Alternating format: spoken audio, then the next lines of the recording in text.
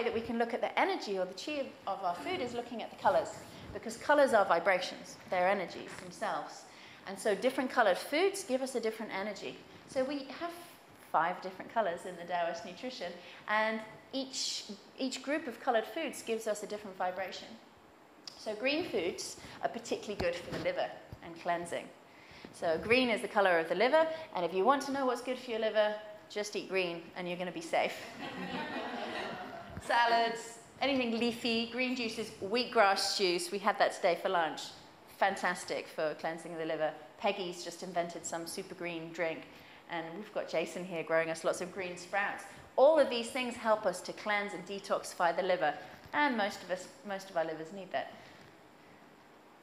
So red foods we don't need so much of, but red foods are very good for opening the heart and lifting our spirits. So the spirit and the heart are connected in Chinese medicine, and it's all about feeling happy and joyful in life. So just having a little bit of red here and there in your food can lift your heart a little bit. So eating a lot of it, you'd probably get manic, but just a little bit here or there will make you happy. So tomatoes, red peppers, and chilies and so on, just a little sprinkling. In fact, I love the way in Thailand they cut the fruit and the vegetables up, you know, and it just gives you a little burst of happiness to see a carved carrot or a carved tomato on your plate. And that's exactly what it's touching. It's working in on the fire element, on the heart. Yellow foods, yellow orangey foods are very good for the spleen pancreas. And the spleen pancreas is about our digestive ability. So the spleen pancreas is like a little fire that sits in here. It's a bit poetic, I know. And then the stomach is like a cooking pot that sits on top. And all of our food that goes in, it needs to be cooked and broken down, and then we get chi from it. So this is, in fact, the most important element when it comes to being able to absorb chi from our food. If our spleen pancreas, if this fire becomes weak, then it doesn't matter what we're eating, we're not able to absorb the nutrients from it. So this is a very, very important part of Taoist nutrition. So we love in Taoist nutrition the yellowy, orangey root vegetables, pumpkin, sweet potatoes, also taro, all these things that grow near the earth, carrots, and they have a full sweet flavor. And these foods are just really, really great to nourish us, to fill us with chi, and to keep our digestion strong. White foods we generally use for infections. So the metal element, the lungs, is involved with getting infections, coughs and colds and things like this. So we generally reach for the white pungent foods whenever we have an infection. So you think of garlic, you think of onions, leeks, radishes. And when you eat these foods, they generally make your eyes water. So they clear infection out really very quickly. And dark foods. Now, there aren't so many blue foods, although I see in Thailand we have this butterfly pea flower all over the place.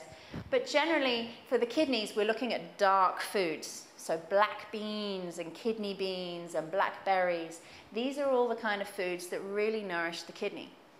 And also seaweeds, which are very dark. So these are things to help the root of your kidney energy. So you can use colors and really make sure that you have lots of colors in your diet is the best way.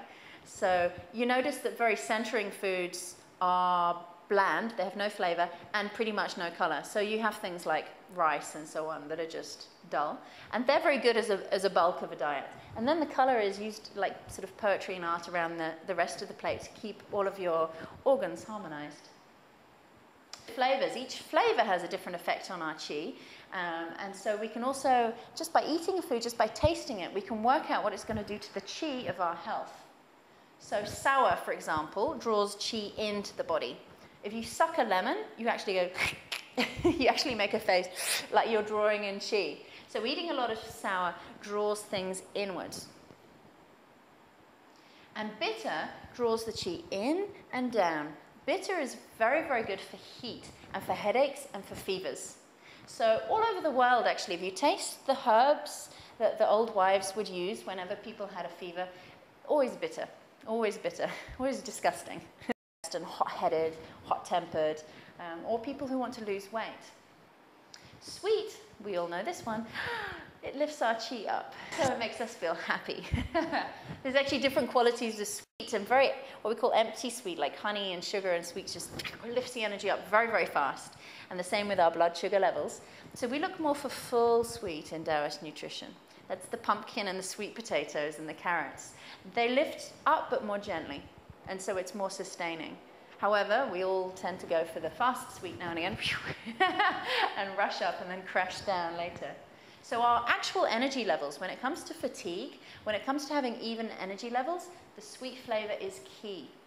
So if we're eating pumpkin and sweet potato, we give ourselves energy, but it's steady. If we're eating loads of sugar and white sugar and things with white sugar in and too much fruit, then we tend to just bring our energy up too fast. And pungent, which I already just briefly mentioned, expels qi. So these tend to be white as well. So things like onions and garlic, they're pungent. And you even chop an onion and it starts expelling qi. All your fluids come out. So if people want to clear an infection out, we use the pungent flavor. And salty, the fifth flavor, it sinks qi downwards. So it's very grounding and can be depressing if people eat too much salty food. So these are the 5 element flavors.